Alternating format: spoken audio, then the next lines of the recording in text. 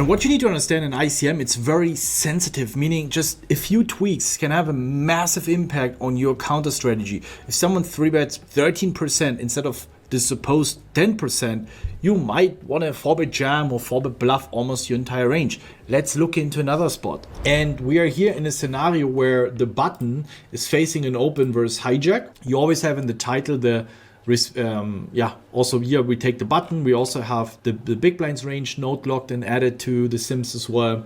And we can see here hijack button is 3-betting 10% against the hijack. And this is also one of the scenarios where my first instinct kicks in and says, wait a minute, do players really play like this? And obviously I want to cover scenarios where I feel quite uncomfortable playing in, and B, I am under the impression that most players will play vastly different.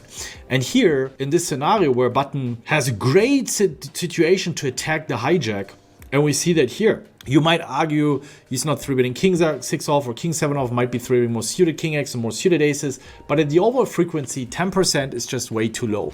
I see a lot of players 3-betting 15, 20%, like the moment they have a king, suited ace, offsuited ace, boom, 3-bet. But you're actually supposed to be flatting them most of the time. So what did we do here?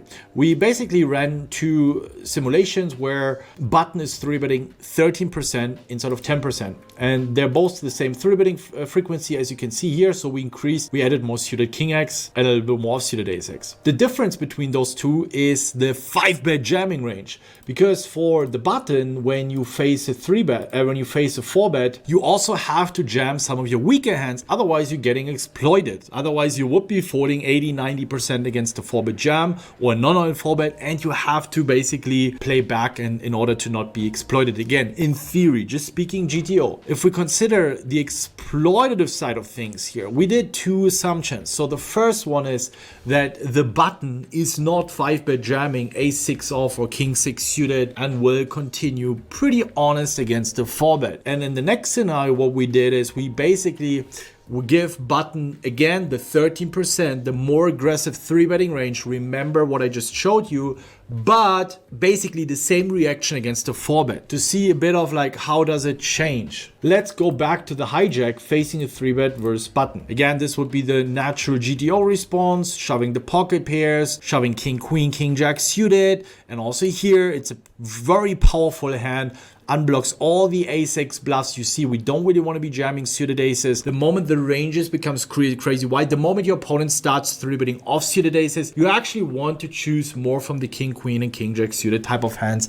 as 4-bet jam. Now, in the first scenario that we ran, the button 3-betting 13% instead of 10%, but remember, he's not 5-bet jamming ace 6 off or king 6 suited, these kind of hands. Obviously, then we can just 4-bet our entire range because he's just 3-bet folding too much. The hand doesn't matter, the blockers don't matter, we have immediate profit. Now, in the second one, we see the same still. So even if the button, he only 3-bets 3% wider, but he still finds these crazy GTO jams, we still 4-bet range. Not all in. He probably would need to 5-bet jam more of suited aces, more suited aces, but that's not just very real. This might happen from time to time, but you want to be prepared against those opponents that you think, wait a minute, they're just way too aggressive. Yes, they can 5-bet jam, they're capable of doing so, but they need to do this on a frequency that is almost ridiculous, and this is not gonna happen.